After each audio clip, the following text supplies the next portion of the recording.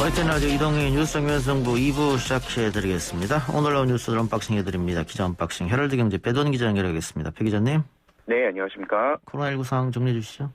예, 중앙방역대책본부에 따르면 오늘 0시 기준 국내 코로나19 신규 확진자는 512명 늘었습니다. 전날보다 13명이 늘면서 이틀째 500명 안팎을 유지했는데요. 지난주에 800명대에 육박했던 것과 비교하면은 많이 줄어들었지만 이제 다들 아시다시피 주말이나 휴일에 검사 건수가 줄어든 영향에 따른 어떤 주간 패턴을 반복하는 그런 것일 가능성이 크기 때문에 확산세가 꺾였다고 보기는 어려운 상황입니다. 지난주와 그 직전 주를 봐도 월요일, 화요일에는 500명대 이렇게 가다가 수요일부터 700명대로 치솟아서 주중 내내 700명대, 700명대 안팎의 확진자가 나왔었는데요. 연일 이렇게 500명에 700명대 확진자가 나오면서 한동안 감소세를 보였던 위중증 환자 수도 다시 급증하는 추세입니다. 정부는 특별 방역 관리 주간인 이번 주에 시설별, 그룹별 방역 관리를 강화해서 확산세 반전을 도모하는 동시에 다음 주부터 적용할 새 사회적 거리두기 방안을 검토할 예정입니다.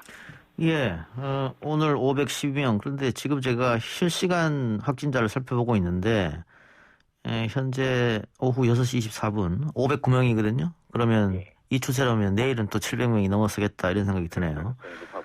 예, 역시 주말, 오늘 숫자가 적은 건 주말 영향 탓이었다 이렇게 보여지고요.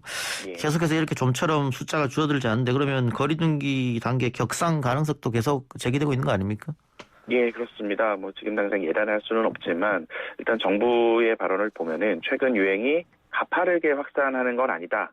라면서 이 사회적 거리두기 격상은 여러 가지 방역 지표와 또 사회적인 수용성 등을 종합적으로 고려해야 한다는 원론적 입장을 오늘도 밝혔습니다. 예. 윤태호 중앙사고수습본부 방역총괄반장은 환자가 점진적으로 증가하는 추세고 가파른 증가세는 억제하는 단계라면서 이 코로나19가 장기화하고 있기 때문에 사회적 수용성 또 방역, 의료 부분을 모두 고려한 거리두기 단계 조정이 필요하다고 말을 했습니다. 구체적으로 이 거리두기가 의료적인 대응 여력 확보하고 또 연계가 된 만큼 또 위중증 환자의 비율, 또 환자 구성과 치명률 등을 전반적으로 볼 필요가 있다는 이야기인데요. 또 치료 역량이 예전보다 많이 좋아졌고 또 위중증 환자 치료할 수 있는 병상이나 항체 치료제 등을 통한 환자 관리도 가능한 범위에 있다는 게 당국의 설명입니다. 정리를 하면은 확진자가 증가하고는 있지만 우리 사회가 지쳐있는 사회적 수용성도 그렇고 또 병상 등에서 여유가 있기 때문에 당장 지금 꼭 올려야 한다, 거리두기를 올려야 한다라는 분위기는 아닌 것으로 해석이 되고요. 손영래 중앙사고수습본부 사회전략반장도 거리두기의 1차 목표는 의료체계의 붕괴가 일어날 만큼 많은 환자가 발생하는 것을 막는 것이라면서 이번 주에 방역 관리를 강화하면서 차단 속도 또 추적 속도를 높이면은 단계 격상이 없이도 증가세를 반전시킬 수 있지 않을까 기대하고 있다고 말을 했습니다. 예. 자, 문재인 대통령이 오늘 노바백스 CEO와 만났는데 어떤 이야기가 오갔죠? 예, 일단 정부는 노바백스로부터 총 2천만 명분의 이 코로나19 백신을 도입하기로 계약한 상태고요. 문재인 대통령이 오늘 오후 청와대에서 노바백스의 스탠리 어크 회장과 면담을 하고 국내 사용 허가와 관련한 절차가 신속하게 이루어질 수 있도록 협력하겠다라고 밝혔습니다. 이 노바백스 백신이 일반 냉장고 온도로 보관하면 되고 유통기간이 긴 것이 장점이라고 문재인 대통령은 이제 칭찬을 하면서 또 변이 바이러스에도 효과가 높게 나타난다라고 평가를 하고 또 이게 한국의 SK 바이오사이언스하고 기술 이전을 통해서 위탁 생산이 이루어지지 않습니까? 예. 그래서 한국에서 생산이 이루어지고 있기 때문에 매우 의미가 크다라고 문 대통령이 말을 하자 그 CEO가 대한민국 대통령이 나보다 더 잘 알고 있다라면서 웃음을 보이기도 했고요. 문재인 대통령은 우리 정부가 기업하고 충분히 협력을 해서 원자재, 부자재를 확보하기도 했다면서 앞으로 이 SK 바이오사이언스와 노바백스의 협력이 더 발전되기를 바란다고 덧붙였습니다. 예, 말씀하신 대로 SK 바이오사이언스하고는 지난해 벌써 노바백스가 위탁 생산 계약을 맺었기 때문에 이번에 당국에 허가가 난다면 기술 이전 얘기까지 나오는데 그렇다면 내년 또 올해 말 백신 문제는 전혀 없지 않겠느냐 이렇게 해서 아마 관계 당국이 여러 가지로 기쁨을 나타낸 것 같습니다. 또 노바백스 백신이 또 장점이 여러 가지가 있으니까 말이죠. 예, 그렇습니다. 예, 좀 두고 생산이 이루어지면은 든든할 것 같습니다. 예, 좀 두고 오고요. 더불어민주당이 오늘 부동산 투기 가동을 시작했다고 하는데 어떤 내용이 오고 갔습니까?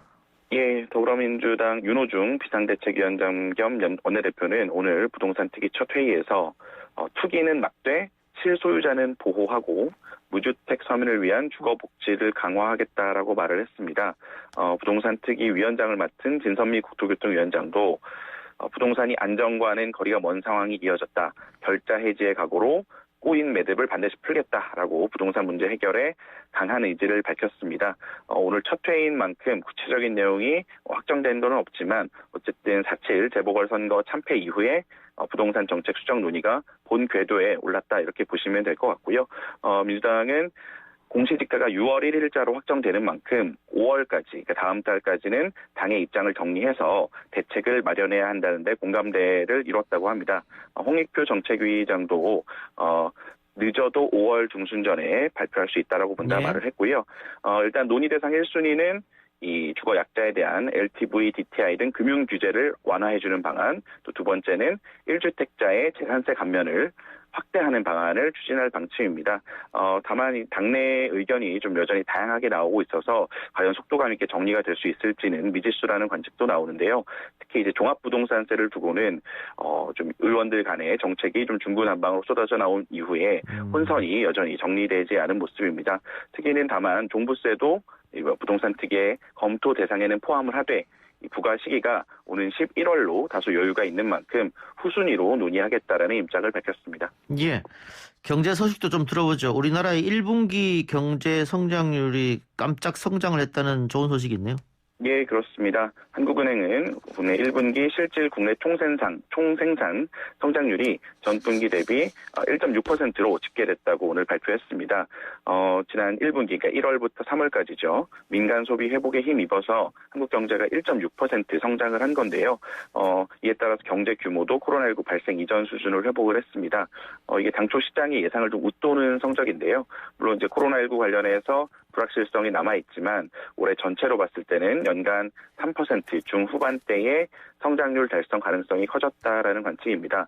그동안 부진했던 민간 소비의 회복이 두드러진 게 좀 고무적인데요. 한국은행 측은 설 연휴에 귀성을 못하는 대신에 선물을 많이 한 데다가 또 2월 중순 이후에 거리두기나 영업 제한이 일부 완화가 되면서 대면 서비스 소비 쪽에서 소폭 개선이 나타났다고 설명을 했습니다.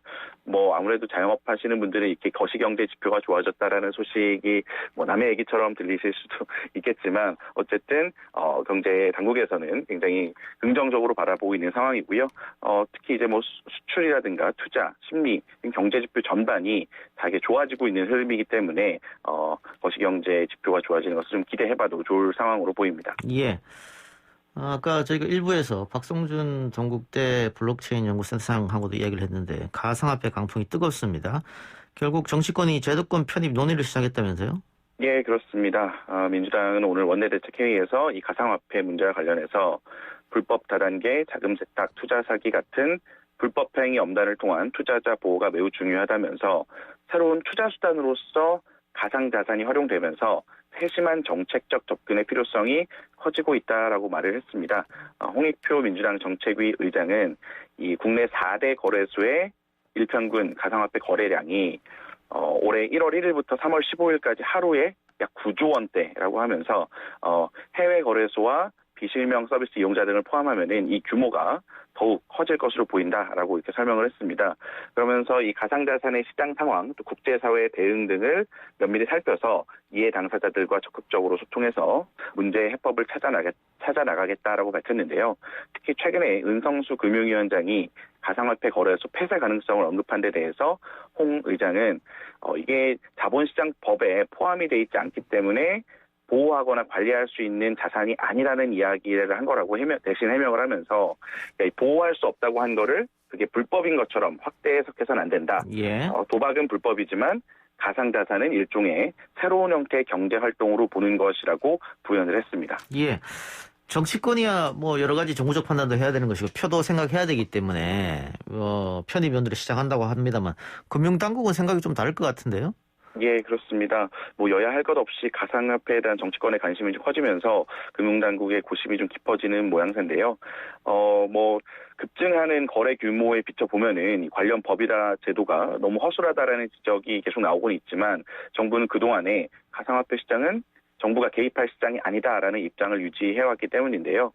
특히 이제 좀 전에 말씀드린 것처럼 금융당국의 수장인 은성수 금융위원장이 오는 9월에 이 특정금융정보법의 유예 기간이 끝나면 등록 여건을 못 갖춘 200여 개 가상화폐 거래소가 다 폐쇄될 수 있다.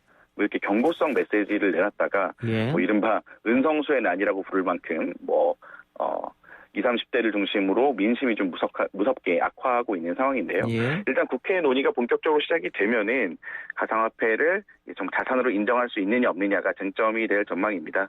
어쨌든 현재 지금 기준으로서는 투자자 보호를 받기 힘들고 리스크가 굉장히 큰 투자다. 책임은 온전히 투자자의 몫이라는 걸 새기면서 각자 신중하게 판단하셔야 될 시점으로 보입니다. 예. 하나만 더 마치죠. 경제단체들이 이재용 삼성전자 부회장에 대한 사면 건의서를 제출했네요. 예, 그렇습니다. 한국경영자총협회는 대한상의, 또 중소기업중앙회, 한국무역협회, 한국중견기업연합회 등과 함께 5개 단체 명의로 청와대에 이재용 부회장에 대한 사면 건의서를 제출했다고 오늘 밝혔습니다. 이들 경제단체는 건의서에서 치열해지는 반도체 산업 경쟁 속에서 경영을 진두지휘해야 할 총수의 부재로 과감한 투자와 결단이 늦어진다면 그동안 쌓아올린 세계 1위의 지위를 하루아침에 잃을 수도 있다라고 우려를 했습니다. 예. 그러면서 기업의 잘못된 관행이나 일탈은 엄격한 잣대로 꾸짖어야 하지만 기업의 본분인 투자와 고용 창출로 국가 경제 발전에 기여하는 데 있다고 본다면은 이재용 부회장이 국가와 국민에게 헌신할 수 있도록 결단을 내려달라 이런 요청을 했습니다. 예. 최근에 관련돼서 여론조사 한 것 보면 여론조사 역시 이재용 부회장을 사면해야 된다가 조금 더 높더라고요. 반대보다. 예, 그렇습니다. 이번 재보궐선거에서 화두가 공정이었는데 이런 거 보면 재벌 회장에 대해서는 그 공정 기준이 조금 느슨해지는 것 같기도 하고요. 알겠습니다. 청와대가 어떤 입장을 밝힐지가 궁금해지는데요. 예, 오늘 오후에 이제 청와대 핵심 관계자 기자들과 만나서요. 이재용 부회장의 사면 건의에 관련해 현재까지는 검토한 바 없고 현재로서는 검토할 계획이 없다라고 말을 했습니다. 현재로서는이라는 단서가 있기는 하지만 어쨌든 전향적으로 검토되는 분위기는 좀 아니라는 것은 분명해 보이는 상황입니다. 이재용 부회장이 지난 1월에 국정농단 재판에서 징역 2년 6개월을 확정받고 구속된 상태인데요. 이미 1심에서 징역 5년을 선고받고 1년 넘게 수감 생활을 했었고 그러다가 2심에서 풀려났었기 때문에 오늘 기준으로 보면 전체 형량의 한 절반가량을 채운 상태라고 합니다. 예. 만기 출소는 내년 7월로 예정이 돼 있는데 과연 이제 정치권 또 청와대가 어떻게 판단을 하게 될지 예. 입장이 변화가 있을지 지켜봐야 할 것 같습니다. 지금 2년 6개월 실형 받고 형을 살고 있습니다만 사실은 삼성바이오로직스 재판도 또 남았거든요. 예, 그것도 남아있습니다. 예, 그 부분은 또 어떻게 될지 알겠습니다. 좀 정치권 논의 또 돌아가는 상황을 좀 지켜보죠. 오늘 기자 언박싱 여기까지 하겠습니다. 배동 기자 수고했습니다. 네, 고맙습니다.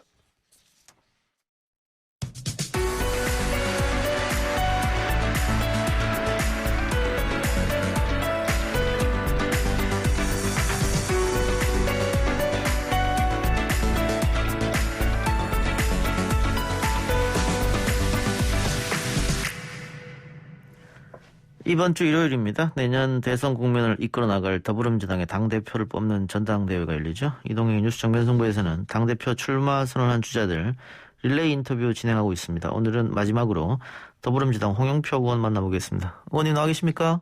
네, 안녕하세요. 홍영표입니다. 예, 지난번 저희랑 인터뷰할 때는 아직 출마 의사를 밝히지 않았을 때였고 이번에는 후보로 나오셨고 이제 바로 얼마 안 있다가 전당대회 시작이니까요.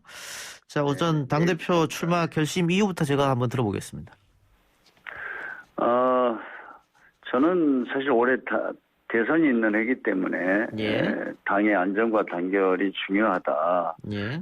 그런 이제 생각을 해서 그런 리더십을 가지고 역할을 해야 되지 않느냐 이런 생각을 했었고요. 예. 그다음 하나는 이제 또 문재인 정부가 성공할 수 있도록 잘 뒷받침해야 하는 어떤 그런 책임감이 있었습니다. 예. 그런데 이제 4.7 재보궐선거가 이제 참패로 끝나면서 예. 저희 또 국민들이나 당내에서도 변화와 혁신의 목소리가 높습니다. 예. 그래서 저도 이제 이번 4.7 재보궐선거를 보면서 정말 우리가 바뀌지 않으면 정권이 바뀔 수 수도 있다라는 그 절박한 위기의식을 가지고 있습니다. 예. 그래서 이제 모두가 뭐 변화와 혁신을 하겠다 그러는데 저는 무엇보다도 책임 있는 변화와 혁신, 특히 우리 지금 당 내에서는 뭐 일부에서는 뭐 민주 빼고 다 바꾸자, 또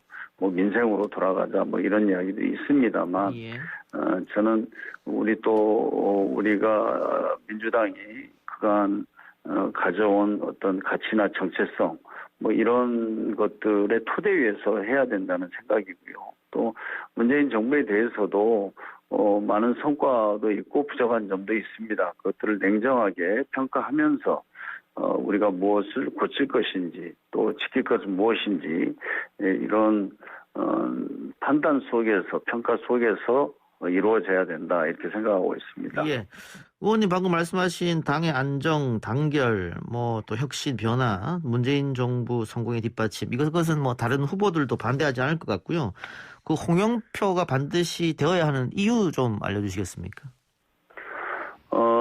저는 지금 뭐 당도 어렵고 또 뭐 문재인 정부도 이제 집권 말기 아닙니까? 그래서 무엇보다도 이게 저는 단결이 중요하다고 봅니다. 예. 그러려면 이제 우리가 다른 것을 다 그만두더라도 5월 1일 이제 당대표 선거 끝나면 본격적인 이제 대선 경선이 이제 시작되거든요. 예. 그래서 우리가 과거에도 많이 경험을 해봤지만 이게 대선이 있는 해는 항상 당이 이제 뭐 갈등도 많고 또 분열까지 되는 것도 많이 경험했습니다. 예. 그것을 어떻게 잘 공정한 경선을 통해서 극복하느냐 하는 과제가 있고요. 또 경선이 끝나고 난 다음에는 지금 우리 대선 후보를 중심으로 해서 우리 당원들이 많이 이렇게 분열돼 있습니다. 예. 나눠져 있습니다. 네. 그래서 그것을 어떻게 하면 하나로 모을 수 있을까? 특히 저희가 이제 80만 뭐 권리당원인데 이분들이 대선 승리를 위해서 하나로 단결할 수 있도록 하는 그런 역할은 저 홍영표가 가장 예. 할 수 있지 않을까 이런 생각을 예. 합니다. 그게 내가 책임자다 이런 말씀인 것 같고요. 네. 그 지금 나름대로 캠프마다 뭐 자체 여론조사도 하고 뭐 또 의원들이나 대의원도 접촉도 하고 할 텐데 지금 판세는 어떻게 보고 계세요? 저는 뭐 제가 좀 늦게 시작했지 않습니까? 예. 뭐 이제 송영길 후보는 10년 전에 이제 수석 최고위원도 했었고, 예. 그렇게 이제 뭐 10년 전 그 이전부터 전국 선거를 해본 경험도 있고, 최근만 해도 당대표 선거에 이제 여러 차례 나오면서, 예.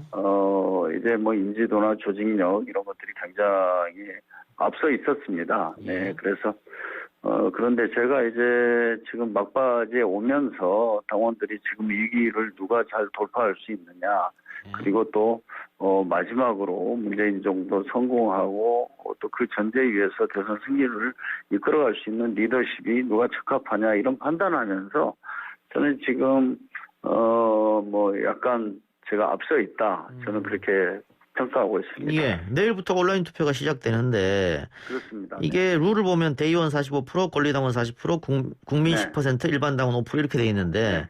대의원과 권리당원의 비율이 85%입니다. 그래서 사실상 네. 여기서 네. 결정이 된다. 근데 그렇습니다.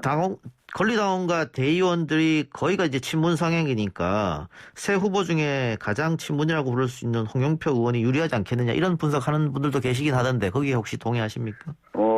꼭 그렇게 이야기할 수는 없고요. 예. 저희 당의 이제 당원들은 모두가 친문이죠. 예. 사실 뭐 일각에서 이야기하는 저는 친문, 비문 구도는 그건 전혀 사실과 맞지 않다 이렇게 생각을 하고 예. 그 내에 여러 가지 이제 스펙트럼이 있을 겁니다. 예. 그래서 현재 새 후보가 각자 이제 모든 것을 바꾸자, 뭐 민생으로 돌아가자, 뭐 저 같은 경우에는 국민과 함께하는 개혁 이런 걸 예. 하자 이렇게 이제 각자 주장이 다른데 뭐 제 말에 그래도 많이 공감을 하게 되지 않았나 이렇게 생각이 됩니다. 예.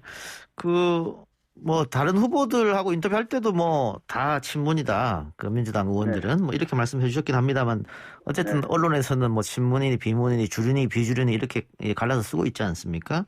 제가 그 그 부분은 좀 말씀을 드리면 예. 우리가 2018년도에 전당대회를 한번 했거든요. 예. 그때는 누가 진짜 친문이냐는 경쟁이 아주 치열했었습니다. 그랬던 기억이 나네요. 예. 기억나시죠? 예, 예. 그랬는데 이제 뭐 우리 지금 뭐 정치사를 보면 항상 이제 집권 말기 또 뭐 대통령 지지도가 떨어지면 이제 차별화하려고 하는 흐름들이 생겨납니다. 예. 그러다 보니까 이제 등장하는 것이 이제 계파 논쟁인데 뭐 저는 사실 뭐 과거에 그랬듯이 지금 또 이런 일들이 또 재현되는구나 해서 참 씁쓸합니다. 예. 알겠습니다. 뭐 개파 이야기는 이 정도로 마무리하고요. 네네네. 그 후보들 간에 조금 정책적으로 공약적으로 다른 게 아마 부동산 문제인 것 같은데요. 네네네. 뭐 송영길 후보는 뭐 생애 첫 주택 구입자에게는 90%까지 대출 완화한다 이런 얘기도 했고, 의원님은 이 종부세이나 뭐 대출 규제 완화 이 부분에 대해서 어떤 의견을 갖고 계십니까? 저는 종부세 인하는 반대합니다. 예. 네, 지금 현행 9억을 그냥 유지해야 된다 이렇게 봅니다. 예. 특히 뭐 종부세 1가구 실소유자의 경우에는 뭐 여러 가지 또 감면해주는 조치들이 있어서 예. 사실상 거의 이렇게 부담이 되지 않는다 예. 이렇게 생각하고 있고요. 그것까지 건드려 놓으면 이게 이제 문제가 부동산 시장이 다시 들썩일 거다 이렇게 보고 있습니다.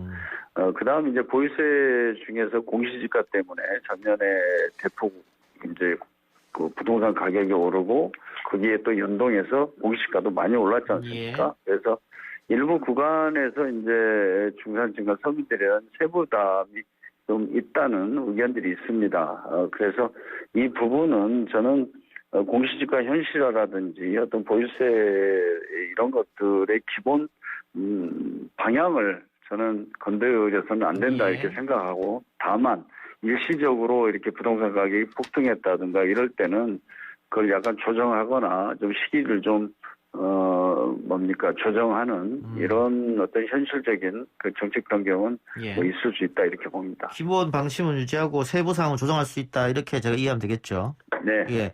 대출 규제는 어떻게 됩니까? 지금 뭐 15억 원 이상은 대출이 전혀 나오지 않고 10억 이상도 얼마 안 나오는데, 서울은 좀 뭐 언론 보도를 보니까 벌써 11억이 넘었다 중위값이 이런 얘기도 나오고 있거든요. 특히 젊은 층을 중심으로 대출이 안 나오니까 우리는 올라갈 사다리가 없다 이런 반발이 많이 나오는데 이 부분 어떻게 보세요? 네네. 그래서 저는 이제 생애 처음으로 주택을 구입하는 그런 분들에 대해서는 대출 규제 완화가 좀 필요하다 이렇게 봅니다. 예. 그러나 송영길 후보가 말하는 90%까지 하자는 것은 이게 지금 사실 빚내서 집을 사라는 것과 똑같고요. 예. 일단 어떤 소득이나 이런 거 뒷받침되지 않았을 때 그 어떤 부담이 굉장히 클 거다 이렇게 보고, 또 하나는 또 이제 갑자기 집값이 이제 폭락했을 때 이제 하우스 푸어가 돼버리지 않습니까? 예. 그런 부작용이 있어서 안 된다고 봅니다. 그리고 예. 기본적으로 지금 우리나라의 지금 개인 대출 우리 지금 OECD 국가 중에서 증가 속도가 제일 빠른 수준이거든요. 그런 걸 감안해서 이렇게 부동산 대출 문제도 좀 종합적으로 판단해서 해야 된다 이렇게 생각합니다. 알겠습니다. 그 재보궐선거 이후에 민심과 네. 당심이 동떨어져 있다 이런 지적을 하는 분들이 계시던데 이 부분 혹시 동의하십니까? 저는 뭐 그것도 동의하지 않습니다. 예. 저는 뭐 민심 속에 뭐 당심이 당연히 있는 거고요. 예. 뭐 우리 당 내에서 예를 들어서 뭐 적극적인 개혁, 뭐 신속한 개혁 이렇게 또 주장하는 당원들이 있고, 예. 좀 더 이렇게 또 다른 개혁에 대한 생각들도 이렇게 다 편차가 큽니다. 예. 저는 그것을 우리 당의 어떤 논의 구조 또 토론이나 대화 이런 걸 통해서 민주적으로 하나의 의견으로 수렴해 가는 것이 민주정당의 기본적인 원칙이라고 생각합니다. 그렇게 예. 해서 당을 이제 용광로 같은 정당으로 만들어 가야 된다. 저는 이런 생각을 가지고 있고, 뭐 당심과 민심의 괴리도 저는 이게 좀 보수 언론이나 뭐 야당에서 만들어낸 그런 프레임이라고 생각합니다. 예. 그러면 이건 네. 어떨까요? 뭐 제3 친문 제3후보론 얘기도 나왔었고 한때는 경선을 좀 연기해야 되는 거 아니야 이런 얘기도 나왔었는데 아마 이 이야기는 그 비주류인 이재명 지사를 견제하기 위해서 나온 얘기다 이런 얘기도 들리고요. 만일 이 당대표가 되신다면 이 부분은 어떻게 하실 생각이십니까? 저는 이제 당대표는 무엇보다도 대선이 있는 해기 때문에 예. 대선을 공정하게 관리해야 되고요. 그 첫 예. 번째가 룰을 잘 지키는 거라고 생각합니다. 예. 그래서 지금 뭐 대선 연기론이 일부에서 나오고 있습니다만 그거는 대선 후보들 전원이 합의하고 또 그것을 당원 투표에 비춰서 또 당원들이 동의해야 된다고 생각합니다. 예. 우리가 그런 대선 룰 때문에 과거에 너무나 많은 진통을 겪고 당이 뭐 분열되는 것들을 우리가 경험했지 않습니까? 예. 그렇기 때문에 저는 그렇게 대선 후보들의 이해관계가 다른데 예. 이게 전원이 합의하지 않은 상태에서 그 룰을 함부로 고치는 것은 있을 수 없다 이렇게 생각합니다. 알겠습니다. 마지막으로요. 그 문재인 정부의 핵심 국정 과제 중 하나가 이 남북관계 개선인데 네. 정권 초기에는 굉장히 장밋빛 미래가 비칠 것 같이 보였습니다만은 오늘 돌아보면은 다시 대화가 닫혀버렸단 말이죠. 이 당대표 되시면 뭐 또 야당도 설득하고 또 북한과도 대화도 하고 뭐 이럴 계획이 아마 있으실 것 같아요. 네. 저는 우선 문재인 정부가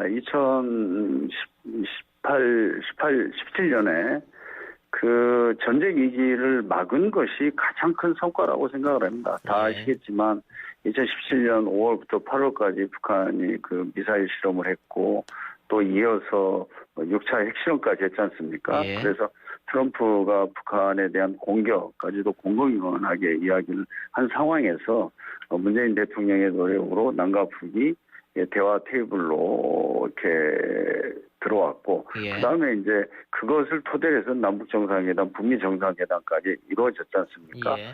저는 이제 그런 어떤 성과는 평가해야 된다고 봅니다. 그러나 미국의 이제 트럼프 대통령이 사실은 거기까지였고 별로 이 북미 대화 뭐 이런 것에 관심이나 의지가 없었지 않습니까? 미국 네. 국내 사정도 있어서.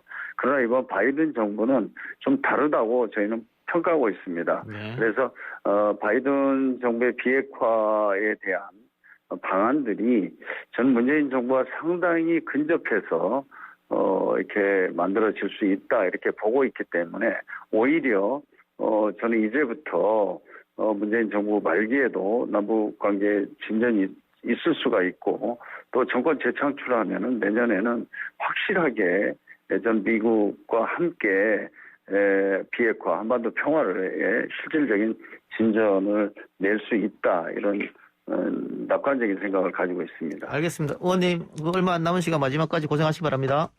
네, 감사합니다. 고맙습니다. 지금까지 더불어민주당 홍영표 의원이었습니다.